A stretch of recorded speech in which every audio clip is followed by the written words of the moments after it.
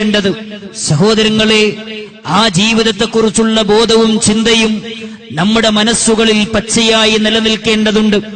എന്റെ ജീവിതത്തിൽ എന്തൊരു കർമ്മം ഞാൻ ചെയ്യുമ്പോഴും എനിക്ക് സ്വർഗത്തിലെത്താനുള്ളതാണ്, എനിക്ക് നരകത്തിൽ നിന്ന് രക്ഷപ്പെടാനുള്ളതാണ് എന്ന ബോധത്തോടുകൂടി നിർവഹിക്കാൻ എനിക്കും നിങ്ങൾക്കും സാധിക്കുന്നുണ്ടെങ്കിൽ നമ്മൾ ലക്ഷ്യബോധമുള്ളവരാണ്, അല്ലെങ്കിൽ നമ്മൾ ലക്ഷ്യബോധമുള്ളവരല്ല. സഹോദരങ്ങളെ, ഈ ഒരു വൈകിയ വേളയിൽ എന്റെ മുന്നിലിരിക്കുന്ന, എന്നെ കേട്ടുകൊണ്ടിരിക്കുന്ന സഹൃദയരായ സഹോദരങ്ങളെ, ജീവിതത്തിൽ ഒരുപാട് ത്യാഗങ്ങൾ ഏറ്റുവാങ്ങി, ഒരുപാട് നൊമ്പരങ്ങൾ ഏറ്റുവാങ്ങി ഇസ്ലാമികമായ നന്മകളും പ്രവർത്തനങ്ങളും ഞാനും നിങ്ങളും ചെയ്തുകൊണ്ടിരിക്കുന്നത് അള്ളാഹുവിന്റെ കോടതിയിൽ സ്വർഗീയ ലോകത്തെത്തിച്ചേരണമെന്ന മോഹമാണ്.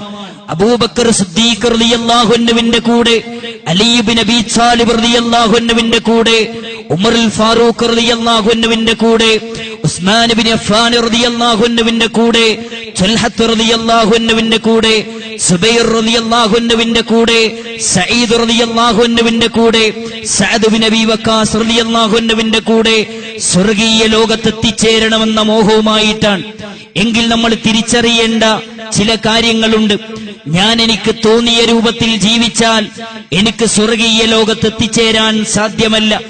ഞാൻ എനിക്ക് തോന്നിയ രൂപത്തിൽ ജീവിച്ചാൽ ലോകത്തിന്റെ സിട്ടാവ് ഒരുക്കി വെച്ച, ഒരു കണ്ണും കണ്ടിട്ടില്ലാത്ത, ഒരു കാതും കേട്ടിട്ടില്ലാത്ത, മാലാ ഐനുൻ റഅത്, ഒരു കണ്ണും കണ്ടിട്ടില്ലാത്ത, വലാ ഉദിനുൻ സമയത്ത്, ഒരു ചെവിയും കേട്ടിട്ടില്ലാത്ത, വലാ ഖതറ അലാ ഖൽബി ബശരിൻ, ഒരു മനുഷ്യന്റെ ഭാവനയിൽ പോലും കൊണ്ടുവരാൻ കഴിയാത്ത സ്വർഗീയ ലോകത്ത് എനിക്കെത്തിച്ചേരാൻ കഴിയില്ല.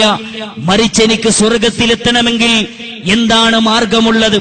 മാർഗമന്വേഷിക്കുന്നവന്റെ മുമ്പിൽ മാർഗദർശനമായിക്കൊണ്ട് പരിവർത്തനത്തിന്റെ പടപ്പാട്ട് പാടിയ ഒരു മഹാവേദഗ്രന്ഥം മനുഷ്യരെ പഠിപ്പിക്കുകയാണ്. മനുഷ്യരെ, നിങ്ങൾക്ക് സ്വർഗത്തിലെത്തണോ?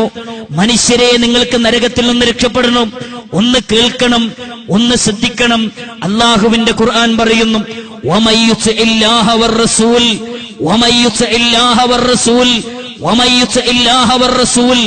ആയിരക്കണക്കിന് വരുന്ന സംഘടനകൾ തിക്കിപ്പാർക്കുന്ന മുസ്ലിം സമൂഹമേ, ഞാനും നിങ്ങളും ചിന്തിക്കേണ്ട വളരെ ഗൗരവമേറിയ ഒരു ആയത്താണ്. ഈ ആയത്ത് എന്റെയും നിങ്ങളുടെയും മനസ്സകങ്ങളിൽ പച്ചയായി നിലനിൽക്കേണ്ടതുണ്ട്.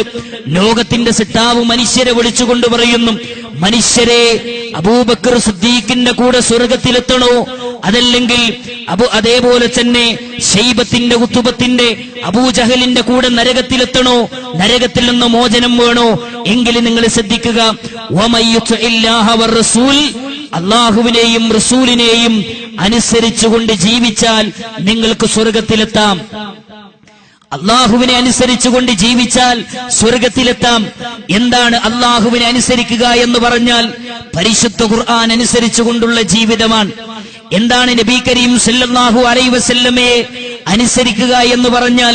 പ്രവാചകൻ സല്ലല്ലാഹു അലൈഹി വസല്ലമയുടെ സുന്നത്തുകളെ അനുധാവനം ചെയ്തുകൊണ്ടുള്ള ജീവിതം. ഇതാരെങ്കിലും നയിച്ചാൽ ഫഉലൈക, ആ ജീവിതം നയിക്കുന്ന ആളുകൾ, മഅല്ലദീന അൻഅമല്ലാഹു അലൈഹിം, അവരല്ലാഹു അനുഗ്രഹിച്ചവരുടെ കൂടെ സ്വർഗത്തിലാണ്. ആരാണ് അല്ലാഹു അനുഗ്രഹിച്ചവർ? മിനൻ നബിയീന വസ്സിദ്ദീഖീന വശുഹദാഇ വസ്സാലിഹീൻ വഹസുന ഉലൈക റഫീക.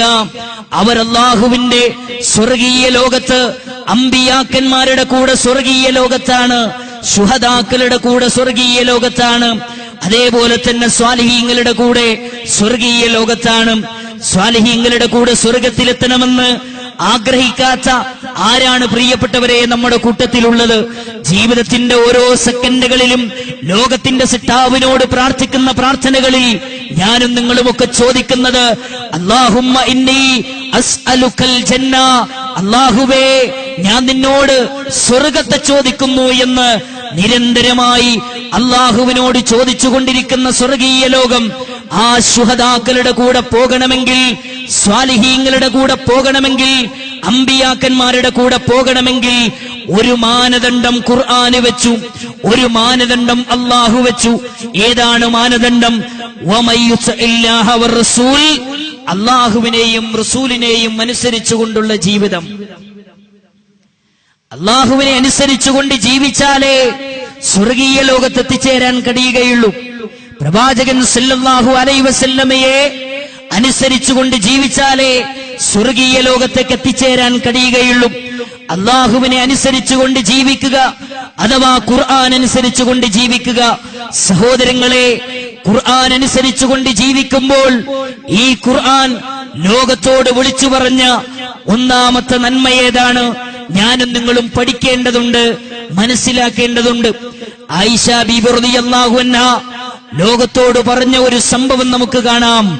ആയിഷ ബിൻത് അബീ ബക്കർ റളിയല്ലാഹു അൻഹ പറയാൻ, റസൂലുള്ളാഹി സ്വല്ലല്ലാഹു അലൈഹി വസല്ലമ തന്റെ സമൂഹത്തിലേക്ക് കടന്നു വന്നുകൊണ്ട് തന്റെ സമൂഹത്തിലെ തന്റെ പ്രബോധിത സമൂഹത്തോട് ആദ്യമായി വ്യഭിചരിക്കരുത് എന്നാണ് പറഞ്ഞിരുന്നത് എങ്കിൽ ലഖാലു, അവര് പറയുക തന്നെ ചെയ്യും, ലാ നദഉൽ ഖംറ അബദാ, ഒരിക്കലും തന്നെ ഞങ്ങൾ മദ്യപാനം ഒഴിവാക്കുകയില്ല. ഇനി അവരോട് ആദ്യമായി വ്യഭിചരിക്കരുത് എന്നാണ് പറഞ്ഞതെങ്കിൽ അവര് പറയും, ലാ നദഉ സിനാ, ഞങ്ങൾ ഒരിക്കലും തന്നെ വ്യഭിചാരം ഒഴിവാക്കുകയില്ല. ആദ്യമായി അവരോട് കള്ളു കുടിക്കരുത് എന്നല്ല പറഞ്ഞത്, ആദ്യമായി അവരോട് വ്യഭിചരിക്കരുത് എന്നല്ല പറഞ്ഞത്. ഈ ഹദീസിനെ വിശദീകരിച്ചുകൊണ്ട് ഇബ്നു ഹജറുൽ അസ്ഖലാനി റഹ്മത്തുള്ളാഹി അലൈഹി പറയുന്നു, ഇന്ന അവ്വല മാ നസല മിനൽ ഖുർആൻ, അല്ലാഹുവിന്റെ ഖുർആനിൽ ആദ്യമായി അവതരിപ്പിക്കപ്പെട്ട വിഷയം അദ്ദുആഉ ഇല തൗഹീദ്, ലാ ഇലാഹ ഇല്ലല്ലാഹിലേക്കുള്ള ക്ഷണമാണ്. അല്ലാഹുവിന്റെ ഖുർആൻ ലോകത്തേക്ക് കടന്നു വന്നുകൊണ്ട് ലോകത്തെ ഒന്നാമതായി വിളിച്ചത്